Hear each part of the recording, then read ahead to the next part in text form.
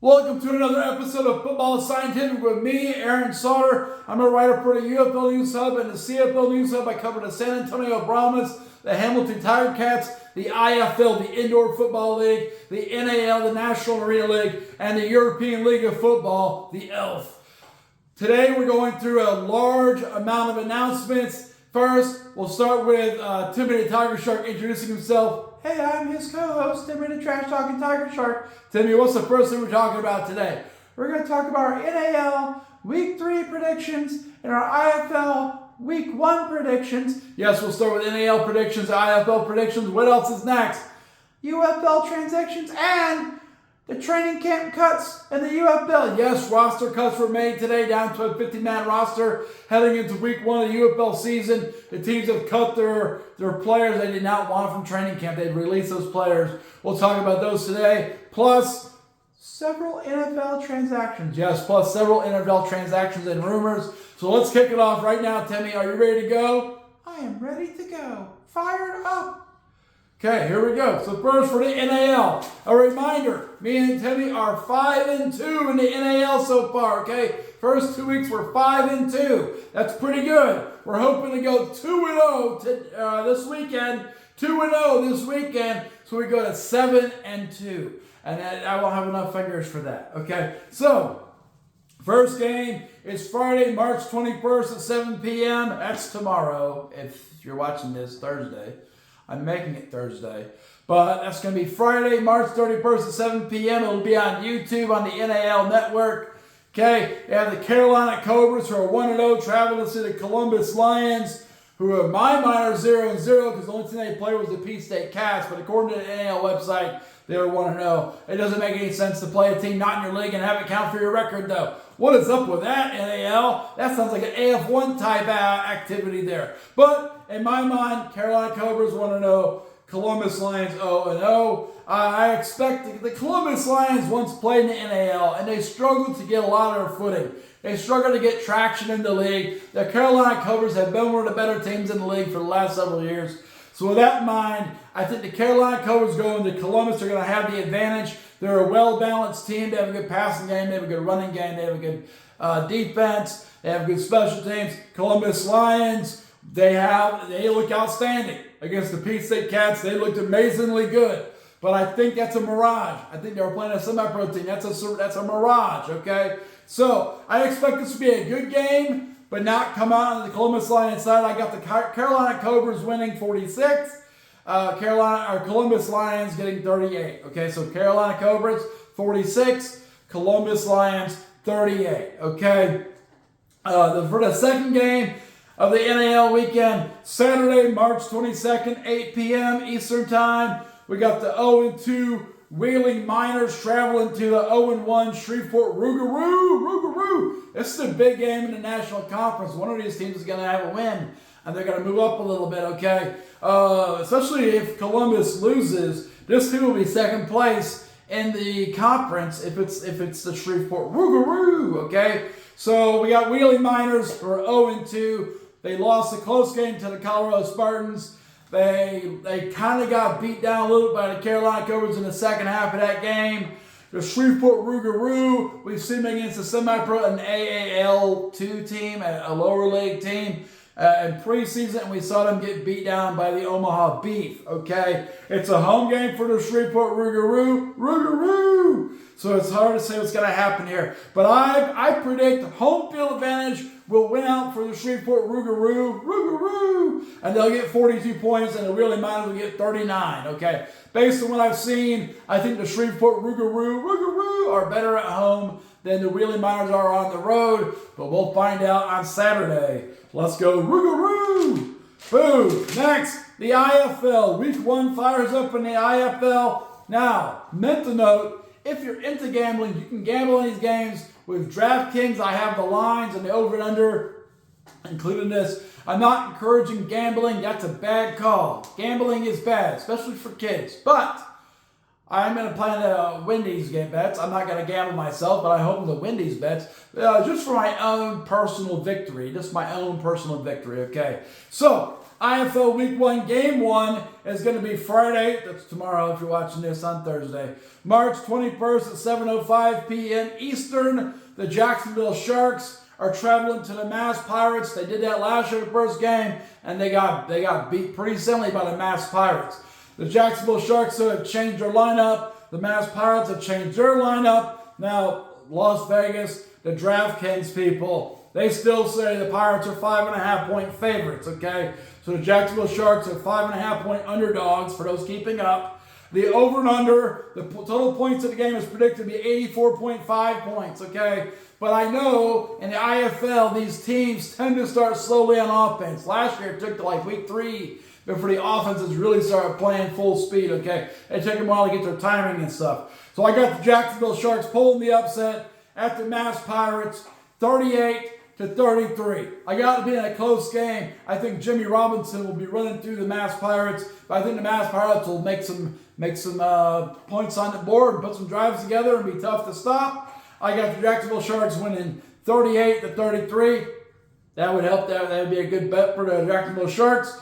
I got the over and under being 71, so I bet the under. If I was betting on this, which I will not be doing, I'd be betting the under on this, 71 points rather than 84.5.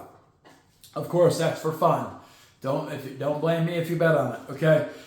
Next, the second game, Friday, March 21st, also on Friday night at 8:05 p.m., so an hour later, the Green Bay Blizzard traveled to Quad City Steamwheelers. This is an old school rivalry game. Quad City Steamwheelers have a crazy environment at their place in Moline.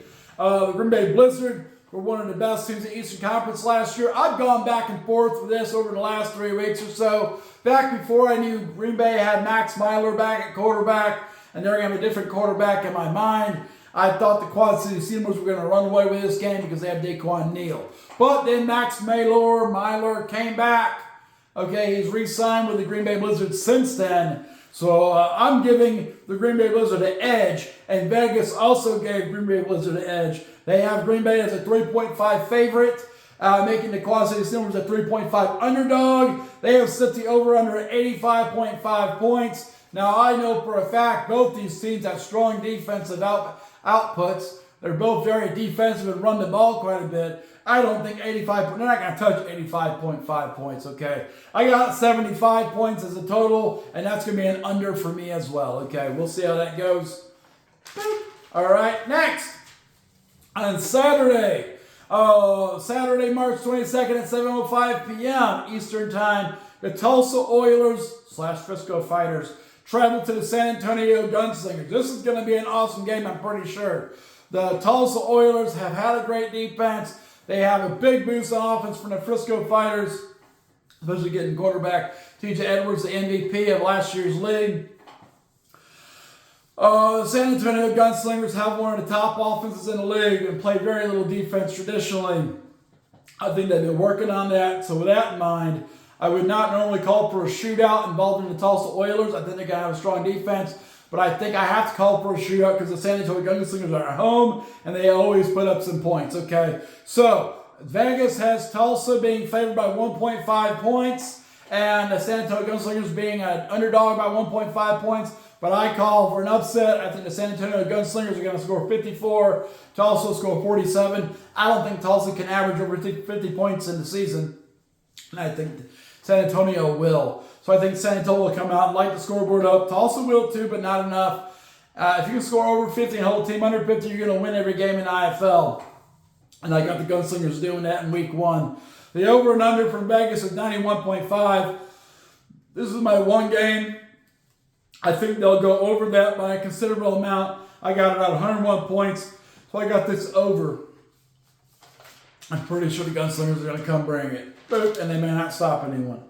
Okay, then the UFL late last night, an injury report was put out like 10 o'clock about players that are moved from training camp rosters to injury report. Why is that important? Because those players do not have to be cut from the roster, okay? So if you get moved to the injury list, you're not eligible to be cut from the roster. As soon as at the CFL, you cannot cut an injured player. They have to come off the injured list, then you can cut them, okay? So that's important because they made training camp cuts today. So this protects some of these guys, okay? So Birmingham Stallions They moved cornerback Ike Brown to the injured list. And I've been told they're going to keep Ike Brown when he's healthy, and he'll be back to the roster in the near future. Okay, injured list usually means 5 weeks. 5 weeks into the season, so I think mid-season, Ike Brown will be back with Birmingham Stallions. Okay, Memphis Showboats, cornerback Cameron Dantzler was moved to the injured list once again.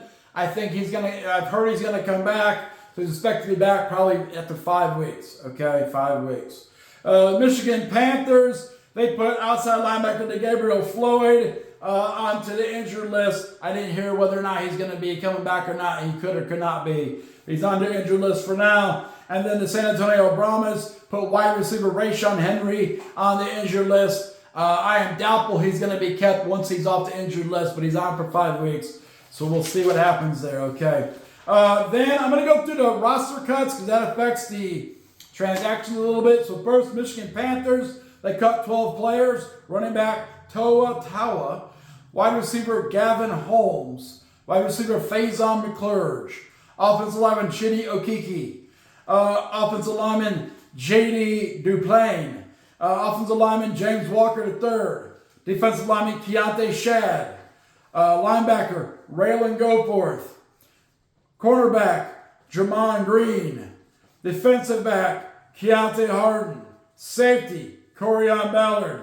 Punter Simon Laurier. And they removed Chris Blewett from them. That comes in play in a moment here. The Birmingham Stallions cut 14 players. Wide receiver Joseph Joseph Gata probably. Okay. Wide receiver Tyson Johnson. Tight end Marcus Bow.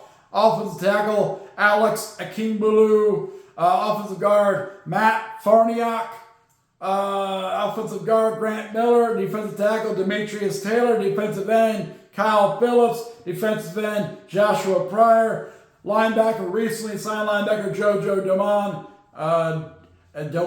Linebacker Elijah Sullivan. Defensive back Neville Clearly. The safety Juju Hughes and safety Quantrez Knight have all been cut from the Birmingham Stallions roster. Okay? Boom. St. Louis Battlehawks, they cut 14 players. Wide receiver Andy Isabella. Wide receiver Jelane Baker. Wide receiver James Bostic. Tight end Kamari Everett. Offensive lineman Eric Magwood. Offensive lineman Teton Saltez. Defensive lineman Albert Huggins. Defensive lineman Curtis Brooks. Edge Kumoko Ture. Linebacker John Petrushin. Defensive back D'Angelo Mandel. We got defensive back Keelan Kennedy. Safety Avery Young. And we got safety Drayvon Askew Heath.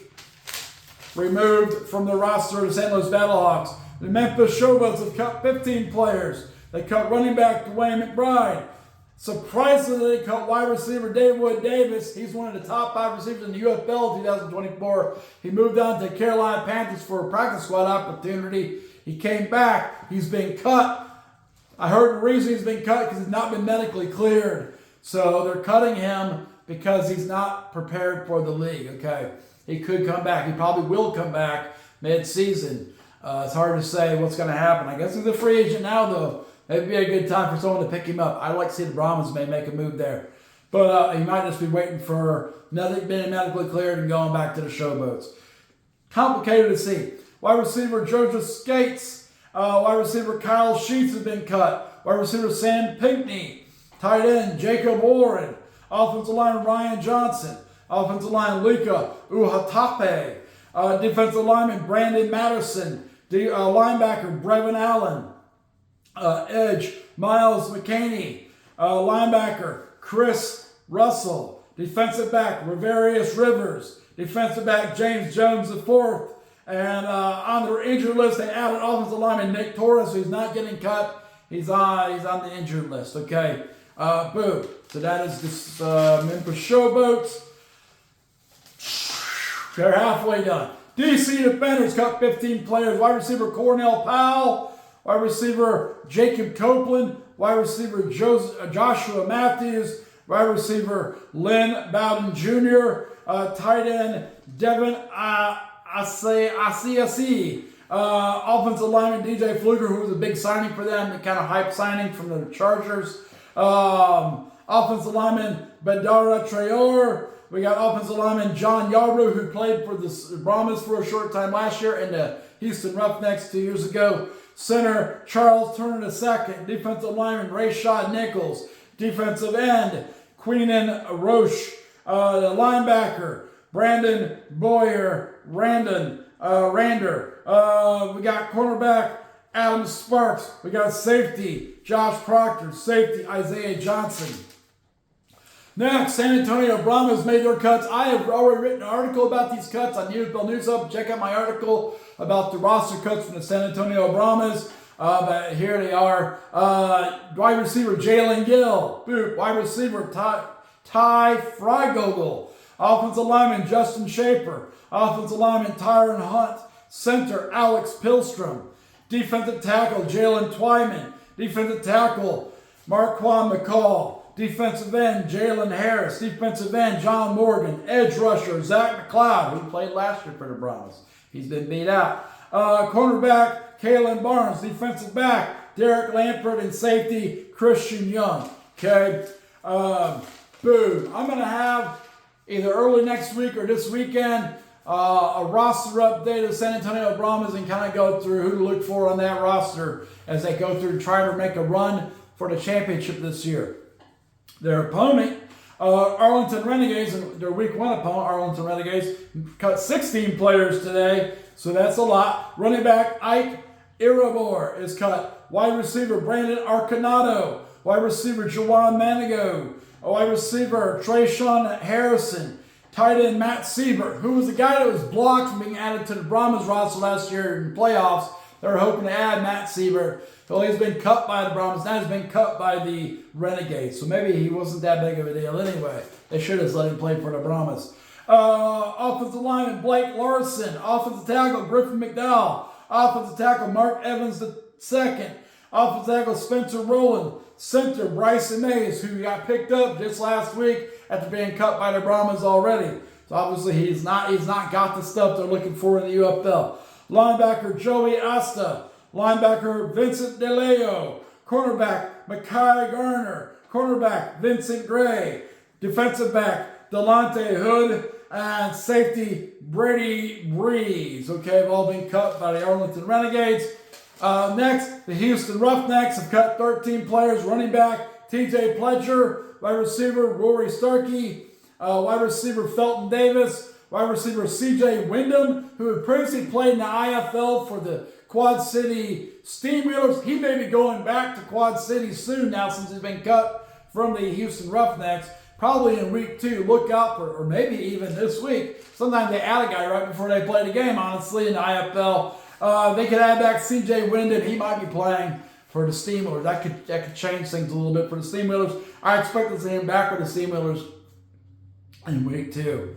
Tight end Malcolm Epps. Offensive lineman Ryan Pope. Offensive lineman Isaiah Battle. Offensive lineman Sean Brown. Defensive lineman Christian Sokoli.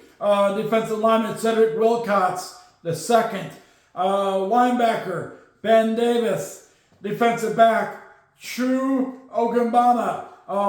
Safety Jack Corner. They cut kicker J.J. Milson, who's out because of injury, and this is where Chris Blewett came back in. Chris Blewett was removed from the Michigan Panthers. He wasn't officially cut, but he was removed from them, and he's been signed by the Houston Roughnecks, so Chris Blewett will be kicking for the Houston Roughnecks. Boo. Now, with that in mind, some of these guys, like I said, got picked up. So, Arlington Renegades, they claimed offensive tackle Alex Akimbulu off the waivers after the Birmingham Stallions released him. They also picked up offensive tackle Matt Farniak from the Birmingham Stallions. Okay. The UC defenders claimed from Birmingham Stallions defensive end Kyle Phillips. And then the Houston Roughnecks claimed, like I said, kicker Chris Blewett for the Michigan Panthers. So those guys, that's the advantage of having all the UFL teams in the same hub city in Arlington. is that when guys get cut, another team can pick them up. So that's pretty nice for them. That keeps them going in the lead. It keeps giving opportunities. So while a lot of people don't like the hub model, it makes sense in terms of housing and costs. It also makes sense when you cut someone instead of having to fly them around like the NFL does to visit other places. You just go, hey, you call them up and be like, hey, before you leave town, come on over. We got you a spot. Okay, got it. So, like I said, I'll be going through a UFL news article, UFL News Hub article about the San Antonio Brahmas roster and what you should expect for them. Also, I'm doing a different set of shorts next week, breaking down, kind of like I did the IFL, with laser focus. We looked at 2 teams a day from the IFL. I'm going to look at 2 UFL teams a day, preparing for next week's opening games. I'll probably start that on Sunday, I believe. So keep an eye out for that. I'm not sure what the gimmick's going to be on that yet, no shorts, but I'm going to think of something hopefully snazzy. Hopefully it's a little more popular than the laser focus. It started out strong, got a little boring. 14 teams. What can you do? Okay, and the NFL. Several things happen. First, to start the day, the Minnesota Vikings have reached an agreement with wide receiver Rondale Moore. I mentioned yesterday he was scheduled to visit the Tennessee Titans, but when you wait too long, your opportunity is missed. The Minnesota Vikings were more aggressive than the Tennessee Titans, so rather than visiting them, he gets an agreement with the Minnesota Vikings. He'll be going to Minnesota. It's probably a lot better option, honestly, because Minnesota's on the cusp of, being a contender for a Super Bowl, while the Tennessee Titans are on the bottom of the ladder. Okay, all right, New England Patriots. They had wide receiver Stephon Diggs visit them. Okay, he had played for the Buffalo Bills for a long time. He had played for the Houston Texans recently.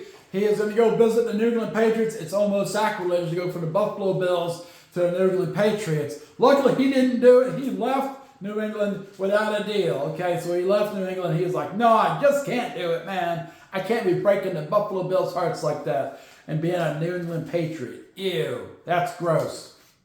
Corky's visiting us today after beating up Timmy last week, 2 weeks ago. Hey, what up, y'all? What do you think about Stephon Diggs not going to the Patriots? That is right. That's the right thing to do. You can't be going to the Patriots when you've been a Buffalo Bill. No one likes that, Stephon. That's right, no one likes that, Stephon. Okay, the Patriots did sign linebacker Jack Gibbons he spent 3 years with the Tennessee Titans, had 167 tackles during that time. He's rejoining Coach Mike Vrabel in New England for a 1-year deal. It's a prove-it deal. Let's see if he still has what it takes to be a player for them. Hopefully not.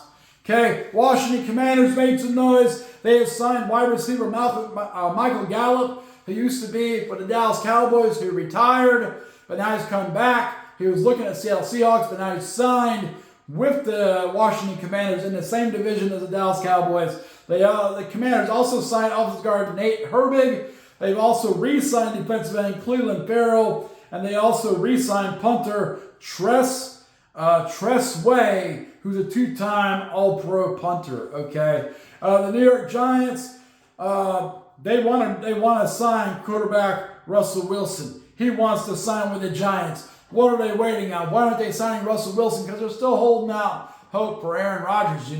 I don't know why. I would rather have Russell Wilson if I was the New York Giants. He's got some more tread on the tires than Aaron Rodgers, all right? Similar resume. Not as much hype, not as much bad stuff. But maybe neither will get him. It sounds like maybe Russell Wilson could be looking at the Steelers still. Boop. The Steelers-Giants situation is really confusing with the quarterbacks. I predict both teams will stink because of this. Although Jalen Milroe may be drafted by the Pittsburgh Steelers. So that might be a good call. They should trade with the Tennessee Titans and draft Jalen Milroe first pick. That'll give the Titans a fighting chance to not mess up their pick with Cam Ward. Okay, Minnesota Vikings have reached agreement. Oh, I got that one. We're in reruns. Oops. All right, Pittsburgh Steelers. They are, once again, are they going to sign Aaron Rodgers? It's hard to tell. Everyone says that's his best landing spot. As the Pittsburgh Steelers are going to make a deal with him, but The Steelers are looking at different options. They contacted the Atlanta Falcons asking for what it would take to trade for Kirk Cousins. They said a third-round pick. You can have Kirk Cousins for a third-round pick. Why are they shopping Kirk Cousins? Because Kirk Cousins wants to be a starter next year. Right now he's going to be a backup, the highest paid backup other than Deshaun Watson, who's out injured. Kirk Cousins will be the highest paid backup. He wants to be a starter somewhere. The Steelers need a quarterback. They're tired of waiting on Aaron Rodgers to make a decision. Aaron Rodgers says he has nothing but time. But what happens if all the spots are filled, man? Then you got nothing. And that might be his plan. Maybe he wants to be pushing to retirement. He's not willing to pull the trigger himself. Boom. Kirk Cousins, like I said, they're looking to maybe trade with him. That's not official. That's just an inquiry, okay? All right, Houston Texans, they signed defensive end NAL Hunter to a one-year extension, giving him $35.6 million through 2026. This will bump him from his 1 year he had 1 year left on his contract for $23.7 million. That now bumps him to a 2-year extension, $32 million is the bump. That gives him $55.1 million over the next 2 seasons. So NAL Hunter, not Danielle. NAL Hunter is getting a pay boost. That's going to make it more difficult to sign Trey Hendrickson for the Bengals, who have not made any progress in that department. While they've shown, they're saying now in articles they're not cheap anymore. They're still not making good decisions. I don't know what to do with them. Probably just cry. Let's cry over the Bengals. Yes, Timmy, let's cry over the Bengals. They're not very good still. Miami Dolphins re-signed defensive tackle Benito Jones. Boom. The Las Vegas Raiders and Dallas Cowboys are both showing interest in wide receiver Amari Cooper. Here's why that's confusing. Amari Cooper started with the Las Vegas Raiders, still in Oakland. He started with the Raiders. They allowed him to leave. He went to the Dallas Cowboys. Dallas Cowboys traded him to Cleveland. He was in Cleveland, and now he's not been re-signed by Cleveland. He didn't produce. And the Las Vegas Raiders and the Dallas Cowboys are both interested in now, probably for a much lower price. Maybe the whole thing was they didn't want to pay him full price because he wasn't producing at that level. They want him back if they can get him probably for a couple $1 million, which is a lot cheaper than what they had him for before. That's probably the deal there, okay? Detroit Lions re-signed cornerback Khalil Dorsey. They've also agreed to terms with another cornerback, Rock Ya-Sin, okay? Rock Ya-Sin. All right, got it? They're building up their defensive backfield. Pittsburgh Steelers, they need to after they got whooped by the Washington Commanders in the NFC Championship game. Pittsburgh Steelers signed cornerback James Pierre, 1-year contract. Boom. Cleveland Browns, they signed offensive guard Tevin Jenkins. He signed with the Browns.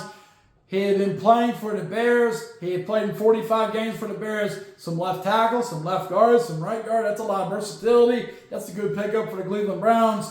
They re-signed cornerback Tony Brown. They have had linebacker Jerome Baker visit the Browns. He visited the Browns today. We'll see if there's something comes of that. Minnesota Vikings. Boo. They are now showing interest in Carson Wentz to be the backup for J.J. McCarthy. So what's the situation there? Well, yesterday I mentioned the Cleveland Browns were looking at Carson Wentz to come compete with Kenny Pickett for their starting job. Carson Wentz was interested. He is fired up, but they can only offer him at max $10 million, and he's going to compete for Kenny Pickett for the starting position. But the Vikings are like, hey, man, we'll pay you. They might pay him more than $10 million. That might be what the sticking point is here, to be the backup for J.J. McCarthy. So while Carson Wentz was interested in going to the Browns and competing for a starting job, he may be more interested in going to be a backup for J.J. McCarthy and get paid more money on a team that's probably going to win some. You know, Minnesota Vikings are a better team than the Cleveland Browns right now on paper, so I think they're going to win a lot more. Tennessee Titans signed edge rusher Lorenzo Carter. He had previously played for the New York Giants and Atlanta Falcons. The Atlanta Falcons have also signed wide receiver and kick returner Jamal Agnew. They haven't officially signed him, but they agreed to terms for 1 year for $2.5 million. That sounds real specific. I'm pretty sure that by tomorrow he's going to be signed, maybe the next day, maybe Monday or something. Okay. They signed tight end Felipe Franks, who's bounced around the league a little bit. The Buffalo Bills have scheduled to visit Leki Fotu. A defensive tackle, Leaky Patu. Today he visited the Las Vegas Raiders. He's bouncing around trying to find a spot. They could use him on the defensive line if he's any good still.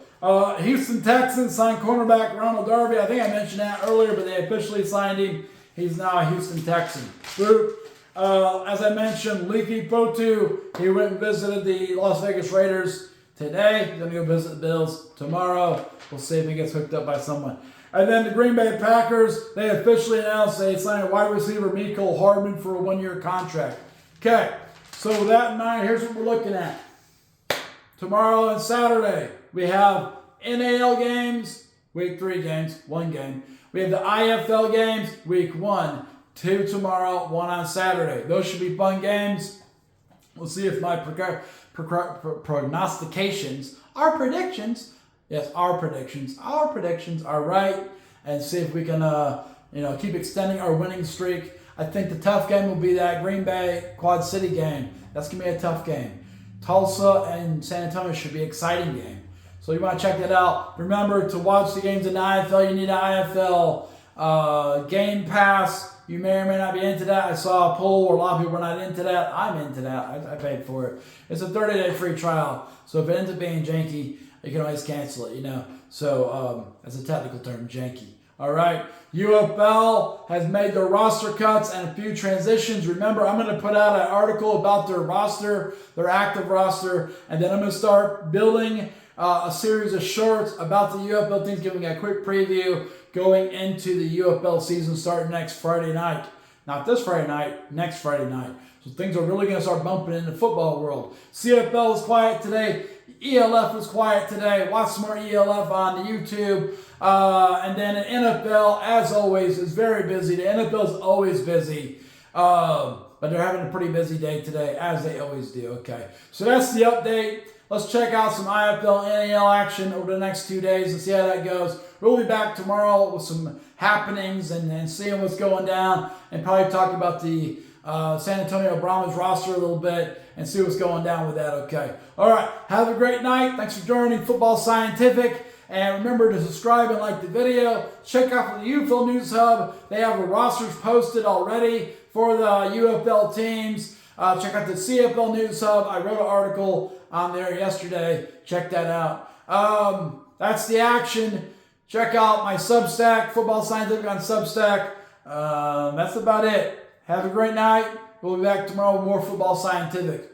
We'll be back tomorrow. Check us out. Yep, check us out tomorrow, okay? Woo, woo, woo, woo, woo. It's all been an illusion.